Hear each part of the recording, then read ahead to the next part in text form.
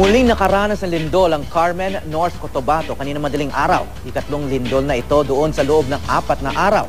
Nasa ilalim na ng state of calamity ang bayan ng Carmen. May news to go si Haji Rieta live. Haji.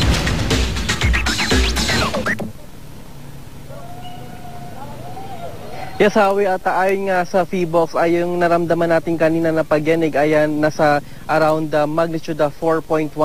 Ito yung kanina nga around alas 4 madaling araw. At kanina naman, Howie, ay nasa mga 4:57 na umaga o bago mag alas 5 ng madaling araw ay isang lindol na naman. Ito nga naramdaman nga natin dito sa bayan ng Carmen. At kaya agad natin tinignan kung ano yung sitwasyon sa labas ng tinutuloyan natin at wala naman tayong nakita anumang epekto dito sa mga istruktura dito. Hanggang sa ngayon nga, Howie, ay nasa ilalim pa rin ng state of calamity ang buong bayan ng Carmen. At ay pagpapatuloy nga mamaya ang ginagawang assessment ng lokal na pamahalaan kung saang bahagi pa ng Carmen ang naapektuhan ng lindol. Sa mga pamilyang nakausap natin, Howie, ang pamilya Labrador ay isa sa mga naging biktima at ayon sa kanila ay 5 sa kanila ang nasugatan dahil tinamaan ng mga nagbagsak parte ng kanilang bahay. Sa ngayon ay temporary shelter muna ang kanilang tinutuluyan sa gitna ng sakahan at dito nga muna sila natutulog. Samantala wala pa ring pasok hanggang ngayon, Howie, hanggang sa Miyerkules itong ang buong eskwelahan dito sa Carmen dahil pinangangambahan nila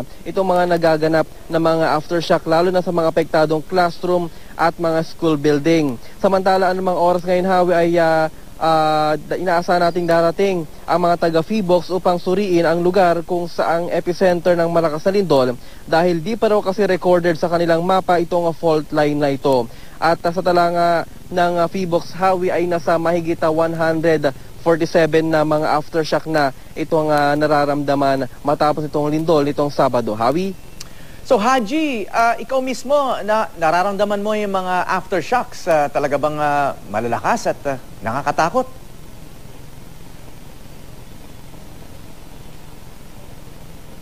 Howie, actually talaga nagising tayo kanina, no? Ito yung 4:57 AM at yung bintana dun sa tinutulugan natin gumagalaw at saka yung bed mismo na hinigaan natin gumalaw siya. So yung reason kung bakit nagising tayo at first reaction talaga natakot ako kasi hindi natin na inaasahan na magkakaroon ng ganung pangyayari. And then what we did, Howie, talagang tinignan ko yung dumungaw ako sa labas and then chinek ko kung ano yung kaganapan sa labas, kung may mga nagtatakbuhan ba ng mga tao o may mga structures ba na naapektuhan nga dahil sa nangyaring lindol kanina madaling araw, Howie.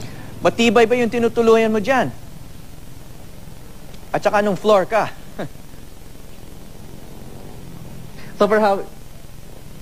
Super Howie, sabi naman nung may-ari, no, itong tinutuloyan natin ay matagal naman na structure dito at talagang matibay naman daw, subok naman na daw itong tinutuloyan natin dito, Howie.